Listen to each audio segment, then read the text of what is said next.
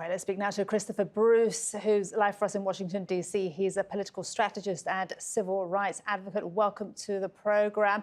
So the attention has very quickly turned now to who Donald Trump will pick for those top jobs. What's your sense, Christopher, of who will be in that close circle of Donald Trump? Well, this is a very interesting question because when it comes to former President Donald Trump, he had a previous cabinet that actually held him back from doing a lot of things that he wanted to achieve. His former Secretary of Defense, his former Attorney General, his former National Security Advisor all came out against him running in this 2024 election. And now he has a cadre of individuals who said they will pledge allegiance to him. Some of the major names about that will be Senator Marco Rubio. There are some representatives in Georgia who helped him win the election in the state of Georgia that he'll probably pick from. So the question the American people and the world should be really looking at is the experience of these individuals, and are they going to be constitutionally held and uphold the Constitution, or are they going to be loyal to Donald Trump? That's what the question really comes down to. Absolutely. Those are two very important questions. And what about the positions of Defense and Secretary of State? Because, of course, from here, from Europe, where we're speaking to you from, that will really be on the minds of so many policy makers. That's a very interesting question because you have a very divided country when it comes to the safety and security of not only the United States, but of Europe. The situation that's happening in Ukraine with Russian aggression.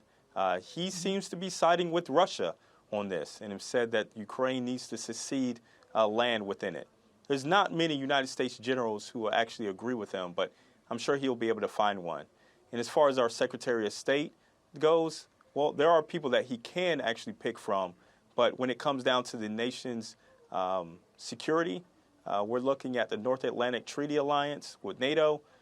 Those are the type of organizations that former President Trump has had a problem with in the past, forcing them to pay dues that become insignificant when it comes to the priority of security of Europe and the rest of the world. So there are other people that he can choose from. There's not many that have the experience and share the same ideology as him. So this is a place of concern, not only for Americans, but for the rest of the world.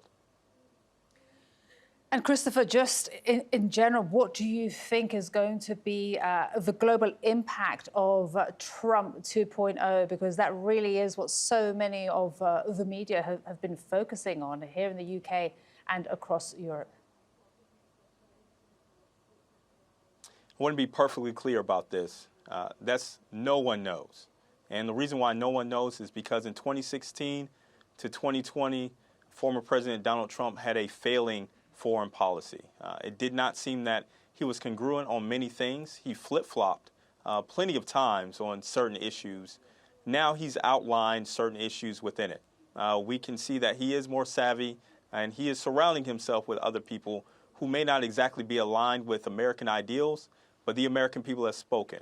When we're talking about tariffs being placed on China, that may devastate our economy. When we're talking about sending more arms to Israel, where we've already seen a genocide in Palestine, in Gaza, those are definitely issues of concern.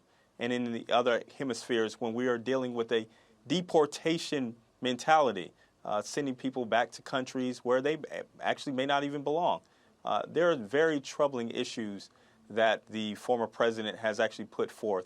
Unfortunately, no one knows until he actually does take office and puts his cabinet in place. Absolutely.